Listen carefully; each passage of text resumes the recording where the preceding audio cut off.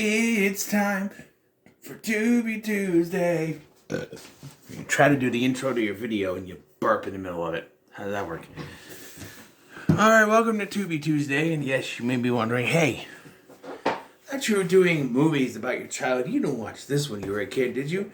No. And if this movie, my mom would have never let me watch this. And even my grandma, no. My grandma let me watch Child's Play, but this movie is... We are looking at the Lair of the White Worm. And this is a big first for my channel. And a big first for me in general. Because this is the first movie I've ever reviewed starring Hugh Grant. In fact, it's the first movie I've ever watched starring Hugh Grant. My mom, I watched like My Best Friend's Wedding and stuff like that. But I never watched a movie with Hugh Grant. And he's in this movie with the 12th Doctor, Peter Capaldi, yes, and Amanda Donahoe. This is a Vestron movie, which I will eventually be getting because I really enjoyed this movie. I'm gonna collect all the Vestron Blu-rays anyway, but this one. So the story with this is that I am subscribed to Brandon Tenold on YouTube here, and he's got me into some movies after watching, was that movie Star Runner or whatever with Tom Selleck? That one was pretty good. It was decent. The Tales from the Crypt movies were something that I tracked down because of his reviews. Although I do have to give credit to Josh from Movie Timelines. It's his timeline of the movies that actually got me into wanting to get those to push me. But yeah, and there's some other. He is responsible for getting me into Godzilla more, because I watched the American movies. He got me into watching the older Godzilla, so I give him credit for that. So we're talking about Lair of the White Worm, a 1988 film. I forgot who directed it, but it's a guy notorious. He did the Gothic and Altered States. This director, I forget his name. It's like Ken something. But he's known for some weird imagery in his movies, and this movie is no different. It takes place in England, of course, and is about two sisters whose parents had disappeared the year before, and they're still searching for them, along with their two male companion friends, Angus, played by Peter Capaldi, and James, played by Hugh Grant. James, it would be Sir James Dampton, or James Dampton, and apparently we're going to talk about that, because there's something that doesn't make any sense. There's a legend of the Dampton worm that says that James will have to slay it, I guess. I think that's what they're trying to say. And it's really weird. There's two songs in one day that I really kind of got in my head. It is Valentine's Day when I'm recording this, and so the Ballad of Harry Warden from My Bloody Valentine has been stuck in my head all day. I've listened to it, doing my laundry and cleaning and stuff. That song's been in my head. Now there's a song that they play in the pub in this movie, song of the Dampton Worm. It's catchy. So Angus is digging randomly in a yard, and he finds this skull. They believe the skull belongs to the Dampton Worm. At least later they come to that conclusion. He thinks it's a cow skull. The girls are really confused. They think it's a human skull. It's not a human skull. And they talk about that it could be the Dampton Worm, but the way James talks, it's worm, but it's more commonly a dragon. So then wouldn't it be worm with a Y? W-Y-R-M? Now what they would call it, I guess. But maybe if they did that, people would think they spelled it wrong. I don't know. But what we see later, it is kind of like a worm snake thing. There is this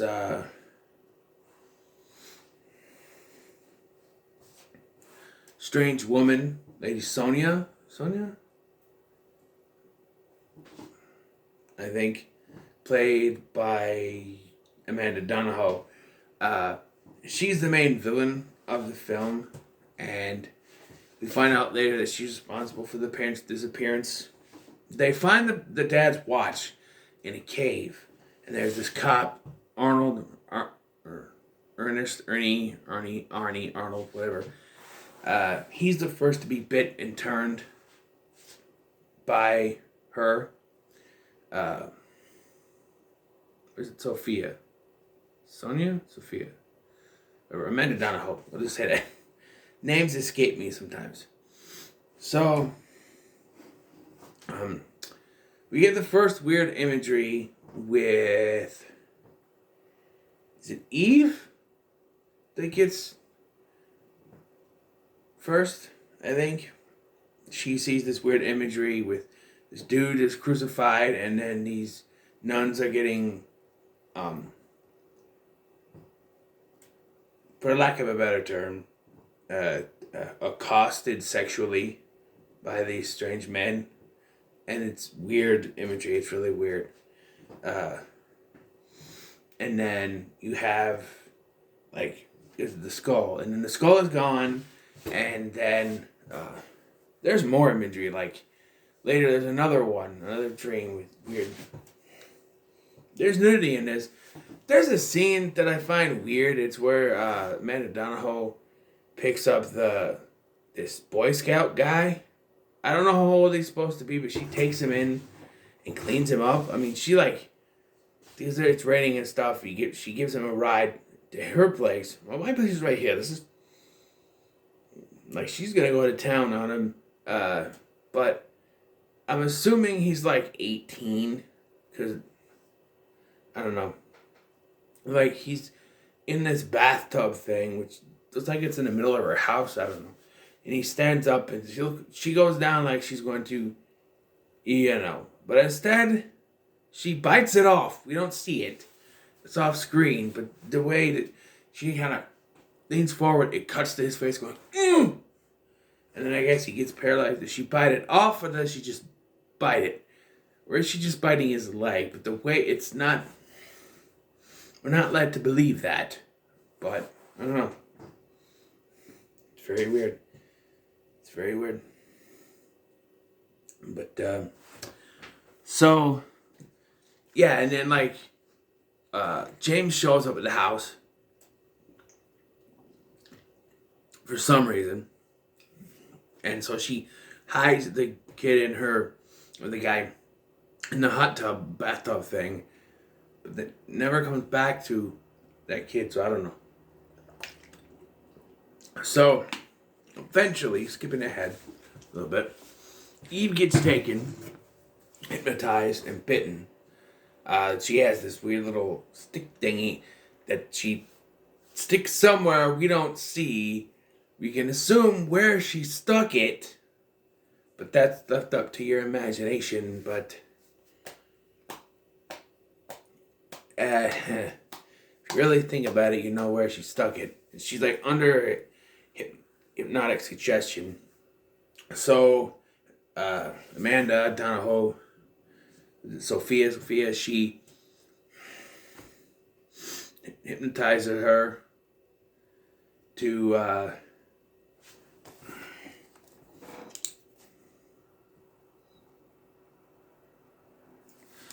call and say she's at the train station and she's gonna leave for a while, but she sees like her ring and it snaps her out of it, and this leads to the confrontation. They say that music can charm her, like snake charm her. Like James is looking for a specific song that charms snakes. But like we see later that any kind of music, because the kid plays, the Boy Scout guy plays the mouth harp or harmonica, and she tells him to stop it because music does something to her. And so James starts playing this music that he got, and it distracts her so that the other two can get in and try to find Eve. They don't. but instead, um, uh,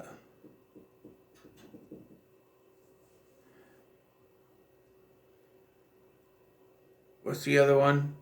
The other sister, she gets it. Mary, is it Mary? She gets attacked, and so I think she gets bit, and so then you have the power goes out, and they're like, "Oh, the power went out. That means the record player must have stopped." But record players don't like you don't plug in record players, do you? Because all the ones I've seen now, and even the one I have, which is a Big Bird Sesame Street one, I had since I was a kid, so it's not plugged in. And then when he turns around, though, it is still going, which is still going, but the disc vinyl, the record has been taken off. So how she got in there, if the music was doing something to her, I don't know. But we found out the butler has been killed. And then the next day, Mary has been bit because she's got bites on the neck.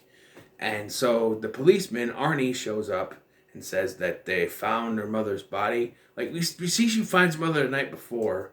And they say, "Oh, we need you to identify the body." And I guess he says they arrested James. And this is the beginning of my problems with it, because James disappears until the end of the film, and it's never really explained other than he was out playing golf or polo or something. That doesn't make any sense. Like, he knew that there was something going on. Like, why would he just fuck off like that? It doesn't make any sense. And it also doesn't make any sense. We'll get to it, but it just doesn't. So, of course, it turns out Arnie was bit, and he's under the control of Lady Sophia, or whatever the hell her name is, and tries to attack her, but we got Angus saving the day by playing the bagpipes, 'cause Scottish. So he plays the bagpipes, and he lures him over there, and they deal with him. I think they kill him, but he's got this antidote stuff he injects himself with while playing. And then he tries to play more. He's attacked by a now naked Lady Sylvia, that's what it was. Now naked Sylvia. I know it's started with an S. Sylvia popped my head. Now naked Sylvia, and she's all blue. And he bites him on the knee. And then drags him away. But he still, gets out of it. And saves Mary and Eve are about to be sacrificed to the worm. But he comes in and he throws her in there as Sylvia in there as a sacrifice, and then throws a grenade in and frees the girls. He then gives Eve some of the antidote. And then James shows up and was somewhere else. Now, the thing I'm confused about is, didn't James say earlier he was destined to fight and kill the worm? Like, it was in his family blood? And he just disappears because Angus has to be the hero?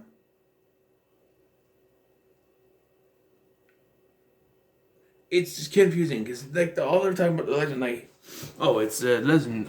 It's a legend that people in my family fight the Dampton worm. Hence by the name, because his last name is Dampton. So, but he's not even in he's not even in the climax. He's not even in the third act there. He disappears. I just don't understand it, because his butler is killed. He knows his butler was killed. And he just goes to play a game? He knows that that one of the girls is at least in trouble. He knows that Angus is over there they're snuck over there. Why would it's bad writing. It doesn't make any sense. Why would he just disappear? I know he's supposed to be a stuck-up snob. Sorry, I can't speak English. A stuck-up snob, but it just doesn't make any sense for him to just disappear when he knows that the people are in trouble. It just doesn't. doesn't make any sense. And so he says, so they meet up, and Angus says, the girls were taken to the hospital. It's like, the hospital? No, they're okay. They just need to be checked over. And Arnie told them you were in jail. No, I was busy playing a game or whatever it was, polo or something. And he's like, then the phone rings. He's like, okay, I had a call. Maybe it was the girls from the hospital. Like, is that fast? Turns out it's actually whoever made him the cure, the antidote. But he actually didn't get the antidote. And this is another problem I have, because it shouldn't work out like this, but it's reminiscent of another movie that has an ending that is confusing as well. But makes less sense in that movie, I guess. But so he's told that it's actually what is it, like a amoxicillin type thing,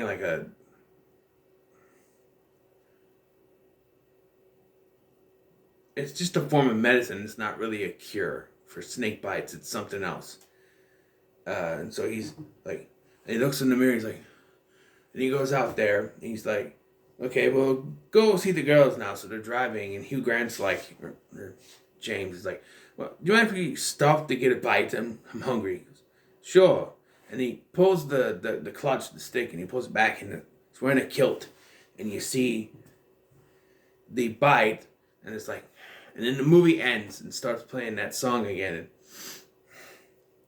it's very reminiscent of another vampire-like movie, Bordello of Blood, where at the end, Erika Leniak's character was revealed to have been bitten on the knee,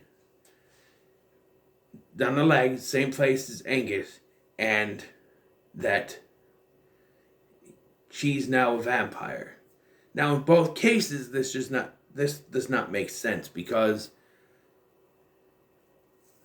in both films, the person that bit them was killed. And at least in the vampire sense of Bordello of Blood, when the vampire that bit you is killed, you're no longer affected by the bite. However,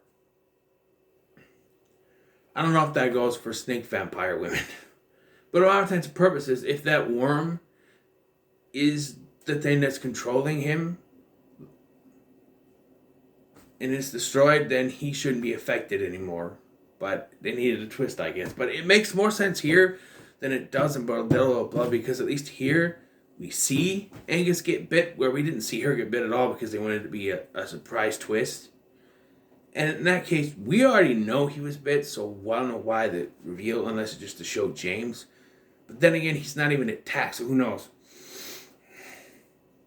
Also, was it Mary that he gave the antidote to? If he turned, she's going to.